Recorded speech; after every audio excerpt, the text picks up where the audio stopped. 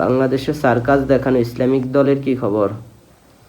সামনে নির্বাচন হচ্ছে, তবে এখানে ফিয়ার হচ্ছে না এবং নির্বাচনের আগে গণভোট হচ্ছে না। তাদের কি থাকবে এক কথার উপরে?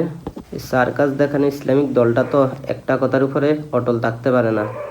এদের মত সকালে একটা, বিকালে একটা, রাত্রে একটা। এরা বারবার মত চেঞ্জ করে। এটা যে মানুষের সাথে, সহজ সরল মানুষের সাথে কি যে সার্কাস দেখাইতেছে, শুধু ইসলামের নামটা বিক্রি করি, ইসলামটাকে বিক্রি করে তারা। ওনারা সংবিধান কোরআনকে মানে, কিন্তু তাদের এমপি প্রার্থী হলো হিন্দু।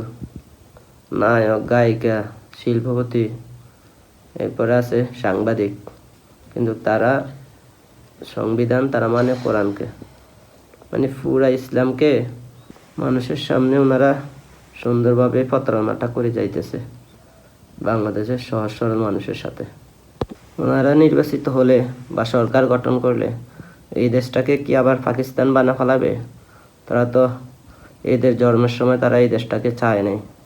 তারা চেয়েছিল পাকিস্তানেই থাকুক, তারা পাকিস্তানে থাকতো, তারা পাকিস্তানি মানুষ, তারা তো বাংলাদেশ চায় নাই। এখন সামনে যদি সরকার গঠন করে, তাহলে কি তারা কি বাংলাদেশ নামটা মুছে ফেলে নতুন করে আবার নাম দিবে বাংলাদেশের, যে এটা পাকিস্তান, নতুন পাকিস্তান, আর ওটারে বলবে পুরাতন পাকিস্তান বা পূর্ব পাকিস্তান, এভাবেই বলবে নাকি তারা সামনে?